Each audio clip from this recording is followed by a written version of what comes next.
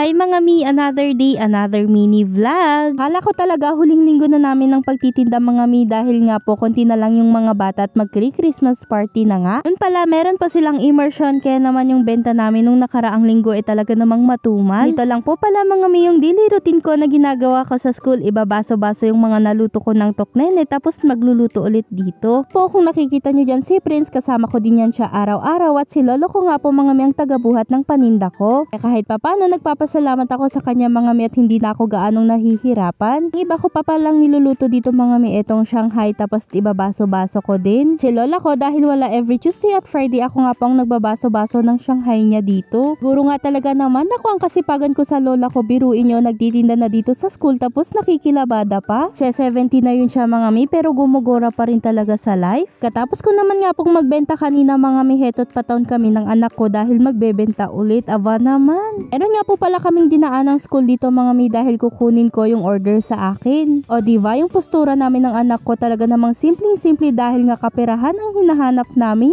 Dadaanan ko muna yung order sa akin sa ate kumare ko na katulad ko din talagang naghahanap buhay ng patas. Sinandami niya ding racket mga mi tapos sinusuportahan niya pa yung mga katulad kong may small business. Kaya naman hetong araw na to, grabe ang grind, pawis na pawis ang persona at dinaan ko muna pala yung anak ko dito sa pagupitan. Kasi nga isasama ko siya sa Christmas party ng ate niya para naman po guwapings din siya. Tinaman nga po at very good lang siya dyan at pag uwi namin ng bahay, heto na ang huling materyales. Mating na nga po at pinabuhat na rin ni Mario. Wala akong ibang masabi mga mi kundi salamat palagi Panginoon.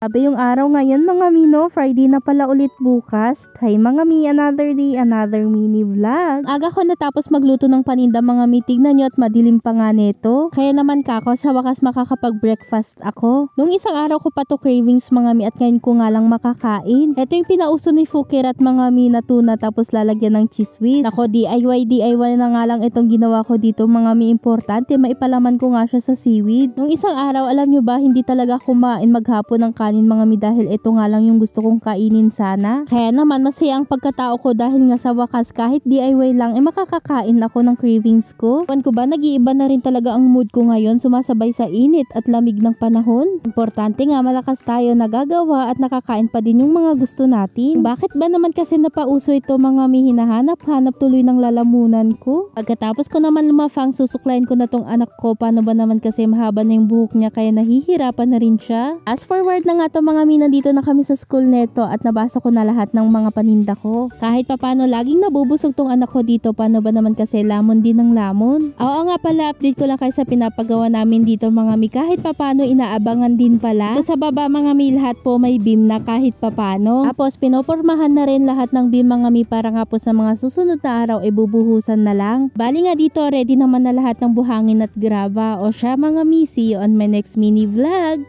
Grabe, nakaka-pressure magpatayo, lalo na kapag gusto mo matapos na agad. Kasi nga magpapasko na, bahay. Kapag 20 na kasi sa palengke mga mi, madami na ding tao. Tapos, ayun nga, si Mario Kumboy. Hindi na siya makafocus din dito pag sakali. Pero nakakatuwa lang kasi syempre, kahit papano tuloy-tuloy. Because God will provide. Pa, amen? Pa, amen. Sabihin mo, amen. Amen.